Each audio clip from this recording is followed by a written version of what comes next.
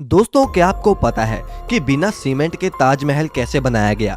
जबकि आज तक तो बड़ी बड़ी बिल्डिंग्स और पुल वगैरह सीमेंट से ही बनते हैं और 100 सालों तक खड़े रहते हैं, लेकिन ताजमहल तो बिना सीमेंट के बनाया गया है। तो फिर कैसे वो करीब 350 सालों से इतनी मजबूती से खड़ा है? फिर चाहे कितना ही बड़ा भूचाल आ जाए, चाहे कोई भी नेचुरल डिजास्टर हो जाए, ताजमहल वहीं का वहीं खड़ा है। आखिर कैसे? और क्या आपको पता है कि उस समय ताजमहल कितने रुपयों में बनाया गया होगा? क्यों ताजमहल को यमुना नदी के किनारे बनाया गया? और साथ ही में आप ये भी जानोगे कि क्यों ताजमहल में आज तक लाइट्स नहीं लगाई गई। बस आप वीडियो के लास्ट तक हमारे साथ बने रहिए और नए यूज़र इस चैनल को सब्सक्राइब जरूर कर लेना। तो चलिए वीडियो को शुरू करते हैं। दोस्तों, हर साल लाखों की संख्या में लोग इस अजूबे को देखने आते हैं। आपको इसकी हिस्ट्री का तो पता ही होगा कि कैसे शाहजहां ने अपनी बेगम मुमताज के लिए इतना बड़ा मोनूमेंट खड़ा कर डाला। उन्होंने अपने प्यार को मुमताज की मौत के बाद एक्सप्रेस किया था। लेकिन दोस्तों, ये बिना सीमेंट के आखिर इतना बड़ा मोनूमेंट खड़ा कैसे हो गया? जबकि सीमेंट का आविष्कार 1824 में एस्परिन नाम के एक इंटेलिजेंट इंसान ने किया था, जो कि इंग्लैंड में रहते थे, और इन्होंने ही दुनिया का सबसे पहला सीमेंट का कंपनी बनाया, जिसका नाम था पोर्टलैंड सीमेंट। और ताजमहल का कंस्ट्रक्शन 1631 में शुरू हुआ और 1648 में जाकर ख़त्म हुआ, लेकिन बिना सीमेंट के ही ये खड़ा हो चुका था, जिसे आज तक एक भी खरोच नहीं आई। दरअसल सीमेंट के इन्वेंशन से पहले आर्किटेक्ट एक खास तरह के पेस्ट का इस्तेमाल करते थे, जिसमें बहुत अजीब अजीब चीज़ें होती थी।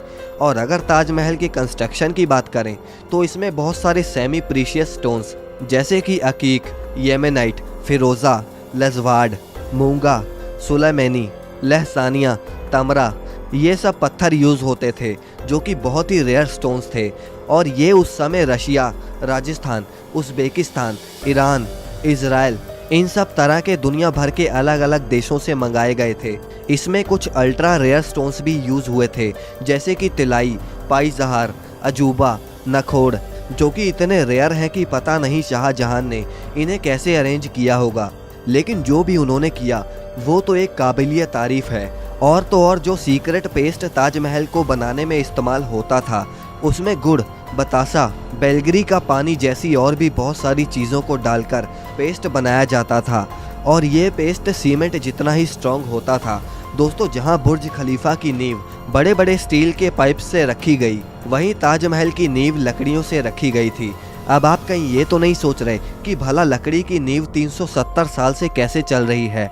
दरअसल इसमें सबसे बड़ा रोल यमुना नदी का है। यमुना सिर्फ ताजमहल को अच्छा व्यू ही नहीं देती, बल्कि अगर यमुना नदी ना रहे तो ताजमहल गिर भी सकता है। इसमें होता यह है कि पहले के इंटेलिजेंट लोगों ने इसमें ऐसी लकड़ी का इस्तेमाल किया जिसमें चाहे जितना भी पानी लगता रहे, वो लकड़ियाँ और भी स्ट्रॉन्ग होती चली जाएंगी, वरना बाकी लकड़ियाँ नमी की वजह से ख़राब हो जाती हैं। और यही वजह है कि ताजमहल के खड़ा रहने में यमुना नदी का बहुत बड़ा हाथ है।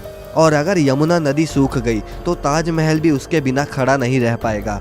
अब दोस्तों, आपने देखा होगा कि ताजमहल के आसपास के चारों मीनार एक दूसरे से परपेंडिकुलर खड़े नहीं हैं। मतलब ये कि वो स्ट्रेट नहीं खड़े हैं, और ऐसा भी जानबूझकर किया गया था।